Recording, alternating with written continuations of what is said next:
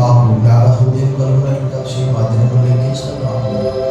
మేము నిద్రపోయిన వేళ సైతం ఒక నిమిషం ఎడబాయిక కనుపాపులే కాపాడి భద్రపరిచి, ముఖ్యంగా వేసు ఎండ పడదెబ్బ అబ్బాయి పాపం నుంచి తప్పించి, పగలు ఎండదెబ్బ రాత్రి ఎండదెబ్బ తగలదని వాగ్దానం చేసి, ఈ దినం సజీవుడమైన మేము నీ మందిరంలో చేరి స్తుతిస్తూ ఉంటాం. నీ సన్నిధి మాతో కూడా వస్తున్నట్టు వందనాలు చెల్లిస్తాం. నీ సన్నిధిని సంపూర్ణ సంతోషంతో నీ కుడి చేతిలో నిత్యము సుఖము. In thy presence fullness of Joy, in thy right hand great pleasures అంటే ఈ ఆరాధనలో సమస్త మహిమ ఘనత కీర్తిని కానుపిస్తాం. ఈ స్తుతి ఆరాధన మా రక్షకుడు మా విమోచకుడు త్వరగా రానున్న క్రీస్తు నామములో నీకు సమర్పిస్తున్నా మా పరలోకపు తండ్రి. ఆమేన్. దయచేసి కూర్చోండి. Welcome to this loan sir Telugu Baptist church service. ఉదయకాల ఆరాధన గురించి ఆహ్వానిస్తున్నాం. Great all in the name of our Lord and saviour Jesus Christ. ప్రభువును రక్షకుడైన యేసుక్రీస్తు వారి దివ్య శుభ శక్తి గల నామంలో మీ అందరికీ శుభములు సమాధానం కలుగును గాక. ప్రభువునందు మిక్కిలి ప్రియులారా, మరి ఈ వేసవిలో మీరందరూ కూడా చాలా జాగ్రత్తగా ఉండాలని కోరుతున్నారు. చాలామంది ఫోన్ చేస్తూ ఉన్నారు, మేము జ్వరంతో బాధపడుతున్నాము, రకరకాల ఇబ్బందులని. సో మీ కొరకు కూడా ప్రార్థిస్తున్నాం. మీకు ఏదైనా సమస్య ఉంటే తప్పకుండా తెలియజేయగలరు. ముఖ్యంగా ఈ ఎండ నుంచి కాపాడుకోవడానికి మీరు తగు జాగ్రత్త తీసుకోవాలని కోరుతూ మీ కొరకు ప్రార్థిస్తున్నాం. లేఖన భాగం మనం చదువుకున్నాము. ఈ ఎండ తీవ్రతను బట్టి మనం ఎక్కువగా ధ్యానం చేయలేకపోతున్నాము. ఇంతకు ముందు వలె turn your Bibles with me to the letter of Paul to the Romans, chapter 1, that we have read it, verses 1 to 7. రోమీయులకు రాసిన పత్రిక మనం చదువుకున్నాము.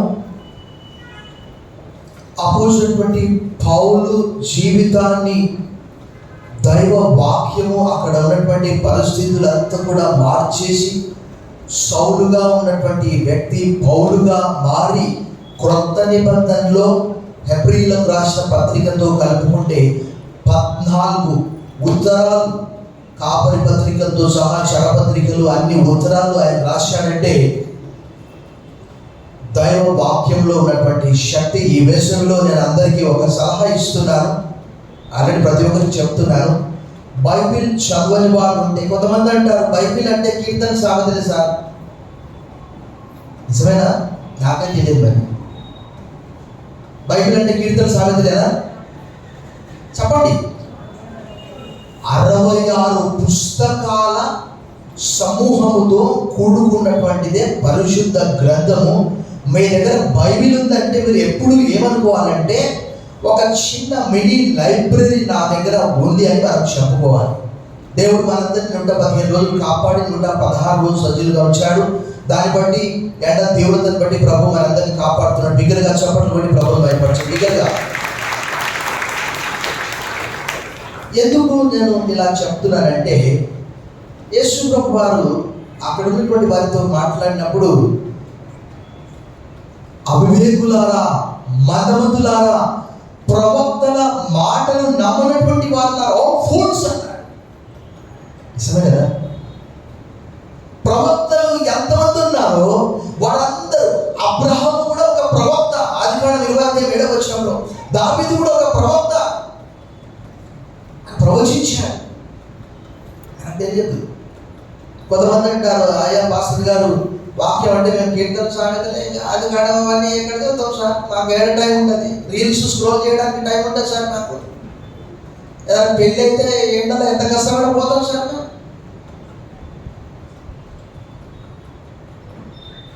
దైవ వాక్యము చదవడం ద్వారా అపోజినటువంటి పౌలు 13 పత్రికలు రాశాడంటే 7వ అధ్యాయము 58వ వచనంలో స్టెఫను మరణము తనను కదిలించి వేసి, ఆయన చనిపోయినప్పుడు ప్రత్యక్ష సాక్షి ఆయన వస్త్రాలు, స్టెఫన్ యొక్క వస్త్రాలు ఎక్కడ పెట్టారట? సౌలు యొక్క పాదాల దగ్గర ఉంచారట. 7:58 అపోస్తలుల కార్యములు 22:20లో కూడా రాయబడింది. ఇప్పుడు మనకు సమయం లేదు. 8వ అధ్యాయం 1వ వచనంలో కూడా శ్రమ కలిగినందున అందరూ చెదిరిపోయారట, ఒక అపోస్తలులు తప్ప. ఆయన హృదయాన్ని కలిసివేసింది. 9వ అధ్యాయంలో ఏం చేస్తున్నాడు? ప్రత్యేకమైనటువంటి అధికారముతో ఈ క్రైస్తవులను ఎలాగైనా అంతం చేయాలి అని వెళ్తూ ఉన్నాడు. అప్పుడు ఏం జరిగింది మనందరికీ తెలుసు. ఒక పెద్ద వెలుతురు, ఆ వెలుతురుకు ఆయన క్రింద పడిపోయాడు. 9వ అధ్యాయం 4-5 వచనాలు 5లో అన్నాడు, సౌలా సౌలా, 9:4, నీవు నన్ను ఎలా హింసించుచున్నావంటే 5వ వచనంలో, ప్రభువా నేను నిన్ను హింసించినప్పుడు నీవెవడవు అడిగితే ప్రభు అన్నాడు, యేసు అనేది మానవ పేరు. నేను నీవు హింసిస్తున్నటువంటి ఎవరిని హింసించాడు? యేసుని హింసించాడు. ఎలా హింసించాడు? మనం ఒకటి గుర్తు చేసుకోవాలి. ఏంటి తెలుసా? క్రీస్తు దేహంలో మనం ఉన్నాము. మనం ఎవరైనా హింసిస్తే ఎవరిని హింసించినట్లు?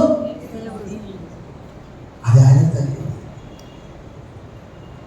శరీరంలో ఒక అవయవం ఘనత పొందితే శరీరం అంతటి ఘనత, శరీరంలో ఒక అవయవం శ్రమ పడితే శరీరం అంతటికి.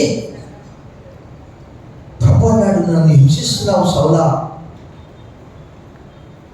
అప్పుడు మనందరికి తెలుసు, అక్కడ 3 దినాలు ఆయన అన్నపానములు పుచ్చుకోకుండా కంటి చూపుపోయి అక్కడ అననీయే అనే ఆ వ్యక్తి దగ్గర బాప్తిస్మం పొందుకొని బలం పొందుకొని వెంటనే లేచిన వెంటనే యేసే క్రీస్తుని సాక్ష్యం ఇవ్వడం ప్రారంభించాడు. బిగ్గరగా చెప్పడం కూడా ప్రభువుని భయపరచాలి.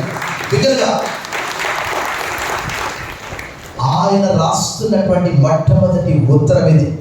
యాక్చువల్గా పౌలు ఎప్పుడూ రోమాకు వెళ్ళాలని చాలా ప్రయత్నం చేశాడు, కానీ చాలా ఆటంకాలు కలిగాయి. ఆయనే చెప్తూ ఉన్నాడు. కాకపోతే అపోస్తలుల కార్యం 2వ అధ్యాయం 10వ వచనంలో రోమాలో ఉన్నవారు కూడా యెరూషలేము పెంతెకోస్తు పండుగ సమయంలో వచ్చారు. 2వ అధ్యాయం 42వ వచనంలో 3000 మంది బాప్తిజం పొందుతున్నటువంటి వారిలో రోమా నుంచి వచ్చినటువంటి వారు ఉండి ఉండవచ్చు. వారు సువార్త తీసుకొని వెళ్ళారు. అక్కడ అన్యులు ఉన్నారు, వాక్యము తెలిసినటువంటి యూదులు కూడా ఉన్నారు. అప్పుడు ఆయన ఒక అథెంటిసిటీతో, ఒక ఐడెంటిటీతో రాస్తూ ఉన్నాడు ఈ ఉత్తరాన్ని. మొట్టమొదటి ఉత్తరము. ఈ అద్భుతమైనటువంటి ఉత్తరాన్ని మీ ఆధ్యాత్మిక జీవితం మెరుగుపడాలంటే బాగా చదవాలి. అదే చెప్పాను, ఈ సమ్మర్లో చెప్తూ మధ్యలో ఎన్నో ఆటంకాలు. ఈ సమ్మర్లో మీరు ఎక్కువ సమయం ఒక్కసారి కొత్త నిబంధన చదివేయండి. మీకు ఒక ఆధ్యాత్మిక సలహా ఇస్తున్నాను. ఒక్కసారిగా కొత్త నిబంధన మొత్తం చదివేయండి. తర్వాత పాత నిబంధనకు వెళ్ళండి. మనము కొన్ని విషయాలను ఇందులో నుంచి మనం నేర్చుకుందాం. చూడండి, రోమీయులకు రాసిన పత్రిక 1వ అధ్యాయం 1వ వచనం మనం చూద్దాం. ఎవరట ఆయన? యేసుక్రీస్తుకు దాసుడట. ఆగండి, ఇక్కడ బైబిల్ మనము చదివితే ఎన్ని విషయాలు మనం నేర్చుకుంటాం. భాష నేర్చుకుంటాం, కల్చర్ నేర్చుకుంటాం, జ్ఞానం వస్తుంది. దాసుడు అనే మాటకు గ్రీకులో డౌలోస్ అనే మాట ఉన్నది. అనగా దానికి మరలా ఇంగ్లీష్లోకి వెళ్తే బాండ్ సర్వెంట్. పాత నిబంధనలో మోషేగా పేరున్నది. 34వ అధ్యాయం 5వ వచనం, యెహోషువ గ్రంథం 1వ అధ్యాయం 1-2, యెహోవా సేవకుడైన మోషే, యెహోవా దాసుడైన దావీదు అని కూడా కీర్తనల గ్రంథం 18:1లో రాయబడిన దాసుడు. డౌలోస్ అంటే బాండ్ సర్వెంట్. బలవంతంగా కాదు, ఆయన మనం స్వాధీనపరచుకోలే. ఆయన ప్రేమతో మనం ఆయనకు బానిసలుగా మారిపోయాం. యాకోబు అలాగే రాస్తాడు, పేతురు అలాగే రాస్తాడు, యూదా అలాగే రాస్తాడు. యేసుక్రీస్తు దాసుడు, యాకోబు సహోదరుడు తత్వాన్ని పరిచయం చేసుకుంటున్నాడు. నిజమే, ఆయన మనందరినీ కూడా వెలబెట్టి కొన్నాడు. అందుకే అంటాడు పౌలు, ఏమంటాడు?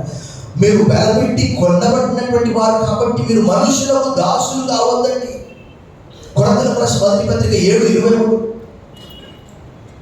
ఈరోజు మనం దేనికి దాసులుగా ఉన్నాము? పాపానికా,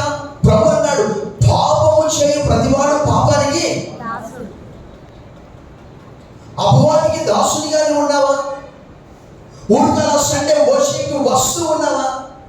do you surrender your self to lord Jesus Christ? వచ్చామా, పోయామా, హాజరు వేసుకున్నామా?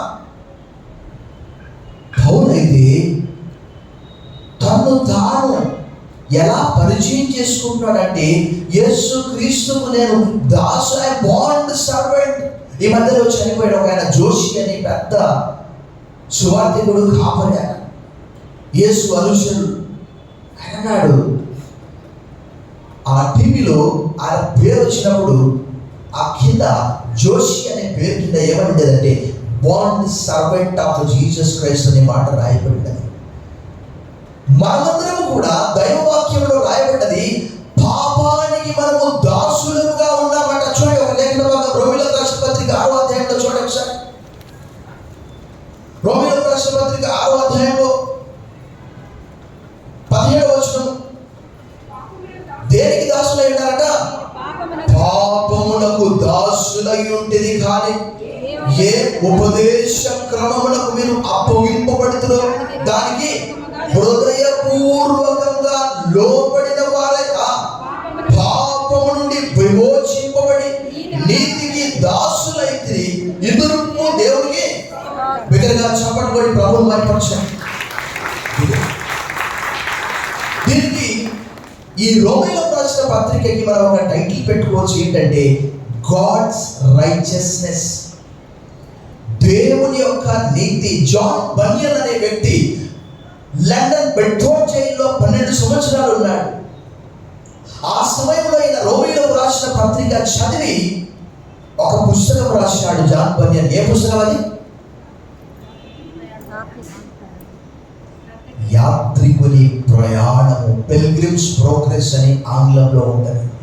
బైబిల్ తర్వాత ప్రపంచంలో అత్యధికంగా అమలవుతున్నటువంటి గ్రంథాల్లో అది ఒకటి. ఆయన తను తాను పాపము నుంచి విడిపించబడి పరమపురి వైపు ఎలా వెళ్తున్నాడో ఆ జాన్ బనియన్ యాత్రికుని ప్రయాణము అనే ఆ గ్రంథము ఆయన రాశాడు. ఈ రోమీయులకు రాసిన పత్రిక చదివిన తర్వాత మార్టిన్ లూథర్ ఏమన్నాడు? ఆయన righteous shall live by faith, నీతిమంతుడు ఎలా జీవిస్తాడట? విశ్వాస మూలముగా జీవించునని హబక్కూకు 2:4లో రాయబడ్డది. ఇదే రోమీయులకు రాసిన పత్రిక, గలతీయులకు రాసిన పత్రిక, హెబ్రీయులకు రాసిన పత్రికలో అదే వాక్యాన్ని నొక్కి వక్కాణిస్తున్నాడు. Righteous shall live by faith. ఒకానొక సమయంలో ఆయన అన్నాడు, నేను రోమీయులకు రాసిన పత్రికతో వివాహము చేసుకున్నాను అని అన్నాడు. I'm engaged with the letter of Paul to the Romans అని మార్టిన్ లూథర్ చెప్పాడు. సో దాసులు అంటే అసలు మన సొత్తు కాదు. చూడండి, కొరింథీయులకు రాసిన మొదటి పత్రిక 6వ అధ్యాయము 19 మరియు 20 వచనాల్లో పౌలు ఏమంటాడు చూడండి. మీ దేహము దేవుని వల్ల మీకు అనుగ్రహింపబడి మీలో ఉన్న పరిశుద్ధాత్మకు ఆలయమైనదని మీరు ఎరగరా? మీరు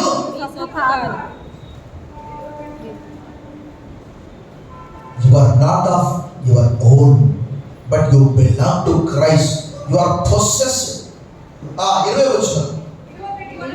వెలువ పెట్టి కొనబడిన వారు కనుక మీ దేహంతో దేవుని. పాత నిబంధన గ్రంథంలో అనేక చోట్ల యోసేపును ఎన్ని వెండి నాణాలకు అమ్మారు? 20 సిల్వర్ కాయిన్స్. 37వ అధ్యాయంలో ఆ విషయం రాయాలి. 21:21లో నిర్గమకాండంలో ఏమని రాయబడదంటే, అసలు బానిస యజమాని యొక్క సొత్తు అంట. ఒకసారి చూడండి, 21:21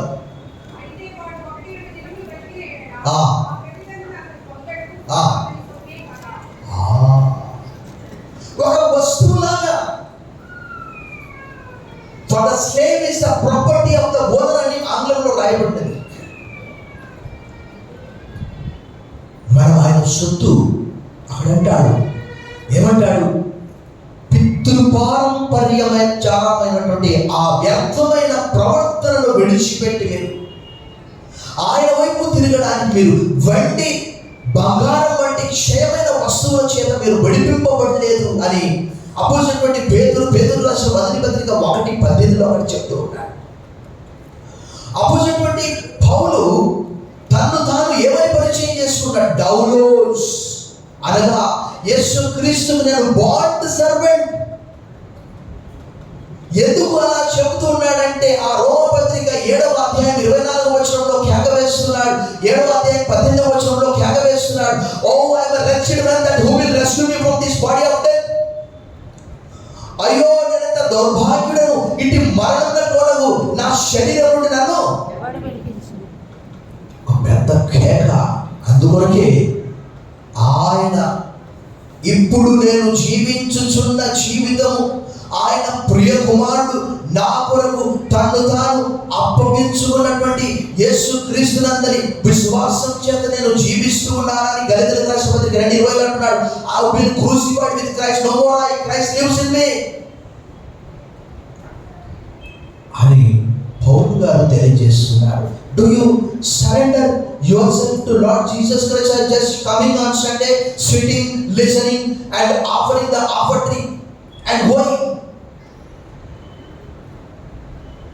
మనమందరము కూడా వెలపెట్టి కొనబడినటువంటి వారిని దైవ గ్రంథము తెలియజేస్తున్నది. పౌలు తను తాను ఏమని పరిచయం చేసుకుంటున్నాడంటే యేసు క్రీస్తుకు నేను బాండ్ సర్వెంట్. ఎందుకంటే ఆయన కురియోస్, ఆయన ప్రభు, నేను డౌలోస్, నేను దాసుని అని పరిచయం చేసుకుంటున్నాడు. ఈ మాట ఎందుకు వచ్చిందంటే యేసు ప్రభు కూడా ఒక మాట చెప్పాడు. ఎవరైనా మీలో గొప్పవాడిగా ఉండాలనుకుంటే వాడు అందరికీ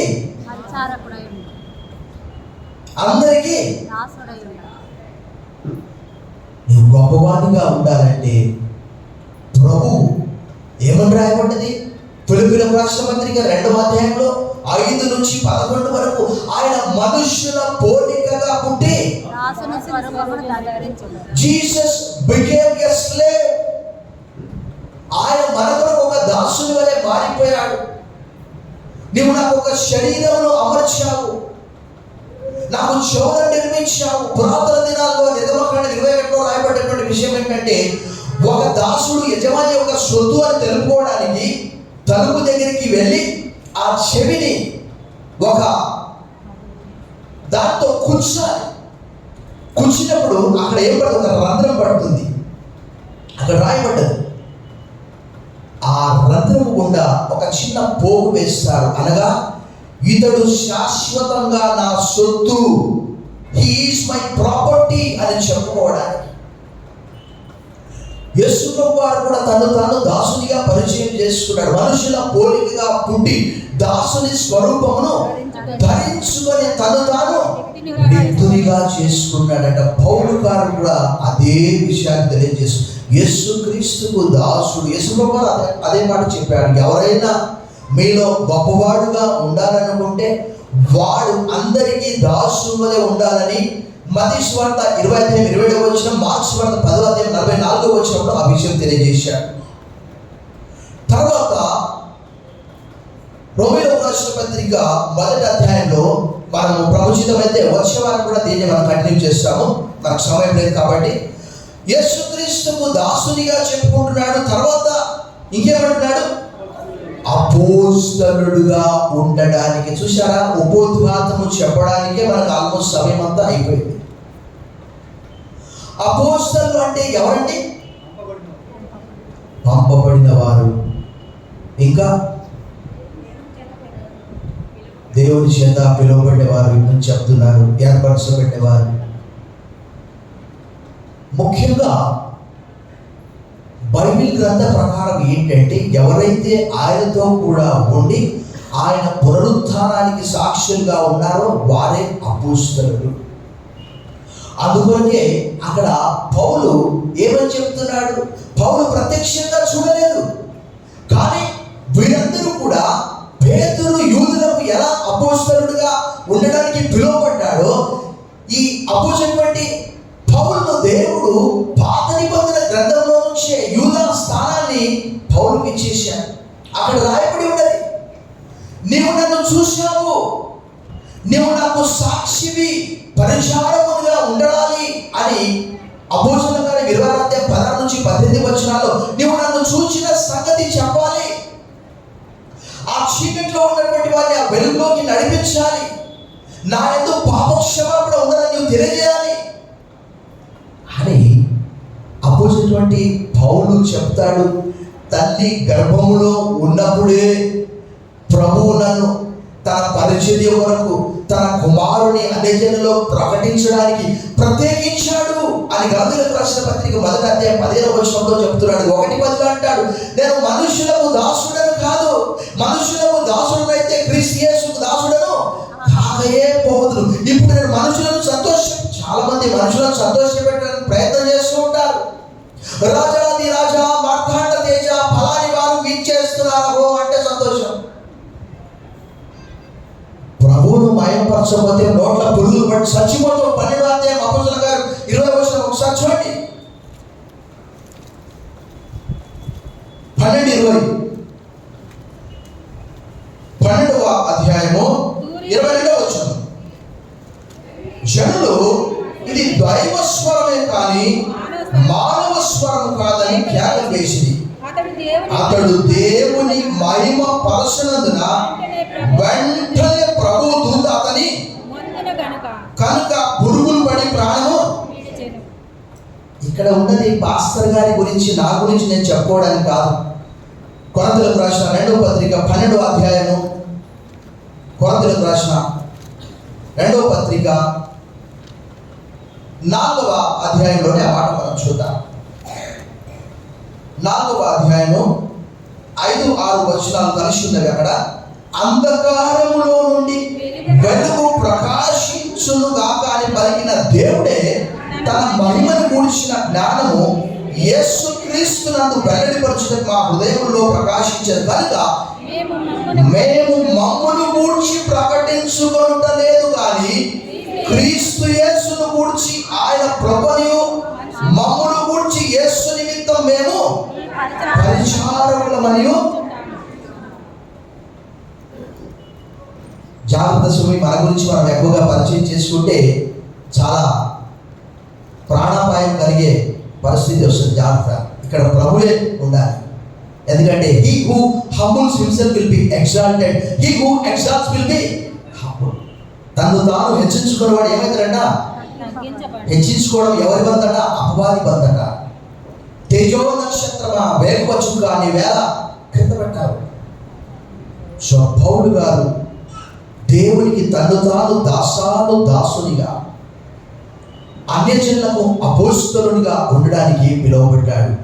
ప్రభు శిష్యులందరినీ కూడా పిలిచినప్పుడు మత్తయి సువార్త 10:1-2, మార్కు సువార్త 3:14, లూకా సువార్త 6:12-13 తనతో కూడా ఉండడానికి వారిని పిలిచాడు.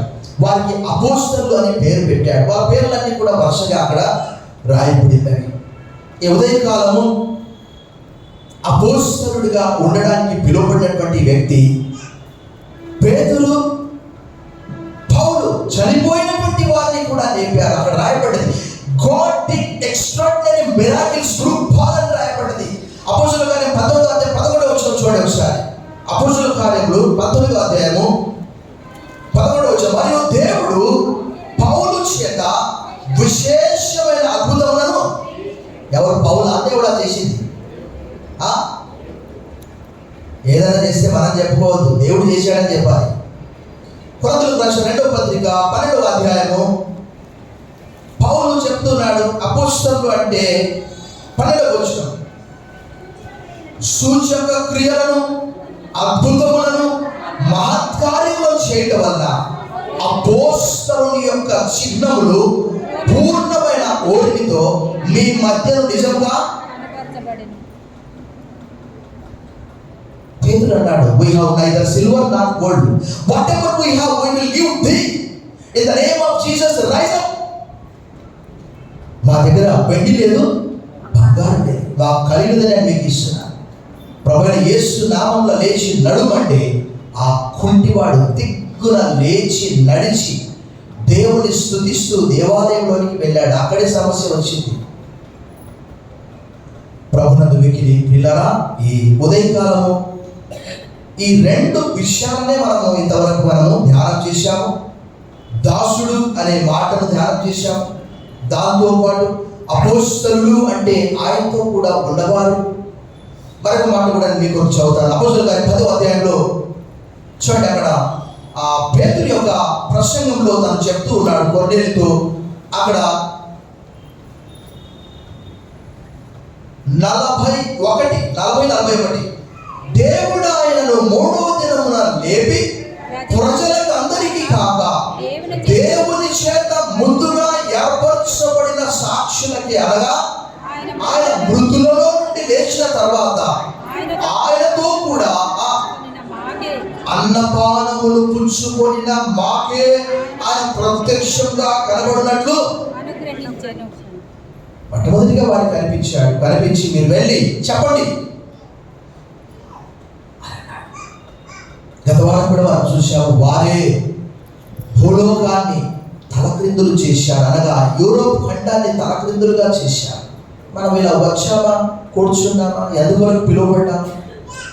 పౌలు గారు అపోస్తలుడిగా ఉండడానికి పిలువబడ్డాడు. ఒక ప్రత్యేకమైనటువంటి టాస్క్, అనగా అన్యజనులలో ఆయన కుమారుని ప్రత్యక్షపరచబడడానికి, ప్రకటించడానికి. గలతీయులకు రాసిన పత్రిక 1వ అధ్యాయము 15వ వచనం మనం చూసాం. గలేషియన్స్ చాప్టర్ 1:15 ఆయనను తల్లి గర్భమునందు పడినది మొదలుకొని నన్ను ప్రత్యేకపరచి తన కృప చేత నన్ను పిలిచిన దేవుడు నేను అన్యజనులలో తన కుమారుని ప్రకటింపవలెనని. సో మనని ఎందుకు పిలిచాడు? ఎందుకు వస్తున్నా మందిరానికి? మన రక్షణ యొక్క ప్రాముఖ్యత ఏంటి? ఆ రోజు శిష్యులతో చెప్పాడు, ఆయనను పరిశుద్ధాత్మ మీ మీదకి వచ్చినప్పుడు మీరు శక్తి నొందడం కనుక మొట్టమొదట యెరూషలేములో, తర్వాత యూదయ, తర్వాత సమరయ, తర్వాత మరి మనం ఎక్కడైనా సాక్షి ఇవ్వగలుగుతున్నామా? ఊరకాల వచ్చామా? చాలా సేఫ్గా ఉన్నామా? దాన్ని ఒకసారి మనల్ని మనము ప్రశ్నించుకోవాలని ప్రభు పేట కోరుతూ తలలు వచ్చి ప్రార్థన చేశాం. సర్వశక్తి గల దేవా, ఈ దినము రోమీయులకు రాసిన పత్రిక 1వ అధ్యాయం 1వ వచనంలోని కొన్ని విషయాలు మేము గ్రహించగలిగాం. ప్రభా నీకు వందనాలు. నీవు మమ్మల్ని వెలబెట్టి కొన్నావు, విడిపించావు పాపం నుంచి, శాపం నుండి. మేము నీకే దాసులుగా ఉండాలి. పాపానికి కాదు, సాతానికి కాదు, మనుషులకు కాదు. మేము విలువ పెట్టి కొనబడ్డ వారు కనుక మనుషులకు దాసులు కావద్దండి. కొరింథీయులకు రాసిన 1వ పత్రిక 7వ అధ్యాయం 22. అవును ప్రభా, ఈ ఉదయకాలం నీవే దాసునిగా ఈ లోకంలో జీవించావు. ఎవరైనా గొప్పవాడిగా ఉండాలనుకుంటే వాడందరికీ దాసునిగా ఉండాలి అని మాకు నేర్పిస్తున్నారు. ప్రభా నీకు వందనములు చెల్లిస్తూ అలా జీవించడం మాకు దినదినము ప్రేమ కలిగి సత్యం చెప్పుచు క్రీస్తువులే ఉంటాము. అన్ని విషయాలు మనం ఎదుగుదాము అని పౌలు చెప్పింది. అలా ఎదుగుటకు సహాయం చేయమని యేసు నామములో ప్రార్థిస్తున్నాం తండ్రి. ఆమేన్.